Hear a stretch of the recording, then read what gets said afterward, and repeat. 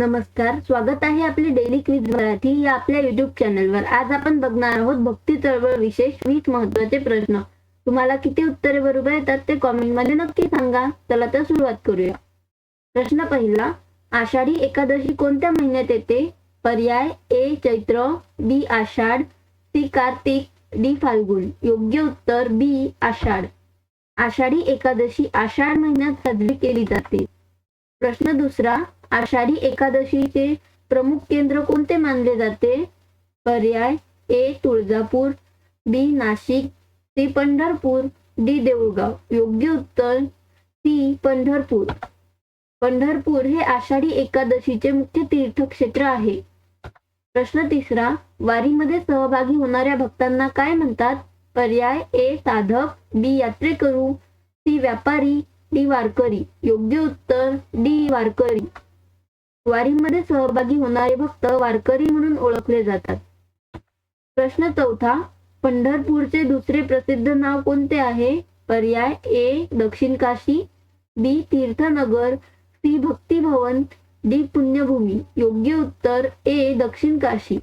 पंढरपूरला दक्षिण काशी असेही म्हटले जाते। प्रश्न पाचवा, पंढरपूर यात्रा कोणत्या राज्यात प्रसिद्ध आहे? पर्याय ए महाराष्ट्र, बी गुजरात, सी राजस्थान, डी पंजाब। योग्य उत्तर ए महाराष्ट्र। पंढरपूरची वारी महाराष्ट्राची अत्यंत प्रसिद्ध परंपरा आहे। प्रश्न सहावा, वारीत पायी जाणे याला काय अर्थ दिला जातो? पर्याय ए स्पर्धा, बी खेळ, सी व्यापार, डी भक्ती। योग्य उत्तर डी भक्ती। पायी चालणे हा भक्तीचा आणि समर्पणाचा भाग आहे।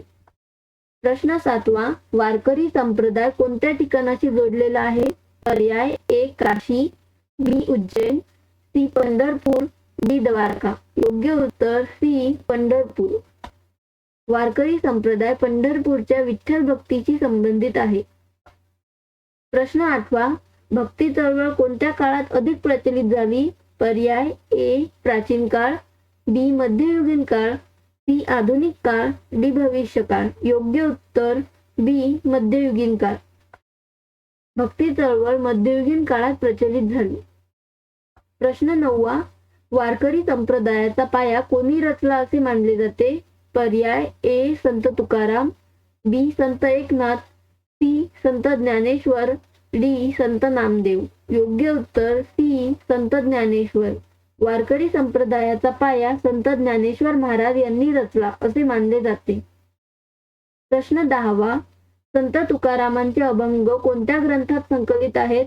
पर्याय ए तुकाराम गाथा, बी ज्ञानेश्वरी, सी अमृतानुभव, डी दासबोध। योग्य उत्तर ए तुकाराम गाथा। संत तुकारामांचे अभंग श्री तुकाराम महाराजांची गाथा या ग्रंथात संकलित आहेत। प्रश्न अकरावा, महाराष्ट्रातील भक्ती चळवळीत भारूड लोकप्रकारातून प्रबोधन करणारे संत कोण? पर्याय ए संत ज्ञानेश्वर, डी संत एकनाथ, सी संत नामदेव, डी संत गोरा कुंभार। योग्य उत्तर बी संत एकनाथ। संत एकनाथांनी भारुडांच्या माध्यमातून लोकशिक्षण आणि अध्यात्माचा प्रचार केला। प्रश्न बारावा, रामचरितमानस हा प्रसिद्ध ग्रंथ कोणी लिहिला? पर्याय ए संत कबीर, बी संत सूरदास, सी संत नामदेव, डी संत गोस्वामी तुलसीदास। योग्य उत्तर डी संत गोस्वामी तुलसीदास। रामचरितमानस हा प्रसिद्ध ग्रंथ संत गोस्वामी तुलसीदास यांनी 16व्या शतकात लिहिला आहे। प्रश्न तेरावा, समर्थ रामदासांनी स्थापन केलेल्या संप्रदायाचे नाव काय? पर्याय ए वारकरी संप्रदाय, बी महानुभाव संप्रदाय, सी समर्थ संप्रदाय, डी लिंगायत संप्रदाय। योग्य उत्तर सी समर्थ संप्रदाय। समर्थ रामदासांनी लोकसंग्रह आणि शक्तीच्या उपासनेसाठी समर्थ संप्रदायाची स्थापना केली। प्रश्न 14वा, महानुभाव संप्रदायाची स्थापना कोणी केली? पर्याय ए श्री चक्रधर स्वामी, बी संत ज्ञानेश्वर, सी संत मुक्ताबाई, डी संत सोयराबाई। योग्य उत्तर ए श्री चक्रधर स्वामी। 13व्या शतकात महाराष्ट्रात श्री चक्रधर स्वामींनी महानुभाव संप्रदायाची स्थापना केली। प्रश्न 15वा, जे का रंजले गांजले त्यासी म्हणे जो आपुले हे प्रसिद्ध बोधवाक्य कोणत्या संतांचे आहे? पर्याय ए संत ज्ञानेश्वर, बी संत तुकाराम, सी संत एकनाथ, डी संत नामदेव. योग्य उत्तर बी संत तुकाराम. संत तुकाराम महाराजांनी दुःखी कष्टी लोकांची सेवा करणे हीच खरी ईश्वर भक्ती असल्याचे सांगितले आहे. प्रश्न 16वा. सूरसागर या प्रसिद्ध काव्याची रचना कोणत्या कवी संतांनी केली आहे? पर्याय ए रसखान, बी नंददास, सी कुंभनदास, डी सूरदास. योग्य उत्तर डी सूरदास. सूरदास यांनी भगवान श्रीकृष्णाच्या बाललीलांचे वर्णन सूरसागर मध्ये केले आहे. प्रश्न 17वा.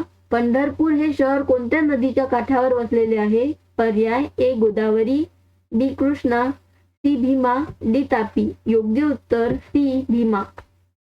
पंढरपूर हे शहर भीमा नदीच्या काठावर वसलेले आहे. या नदीला पंढरपूर परिसरात चंद्रभागा असे म्हणतात. प्रश्न 18वा. विठ्ठलाच्या मूर्तीच्या पायाशी असणारी वीट ही खालीलपैकी कशाचे प्रतीक मानली जाते?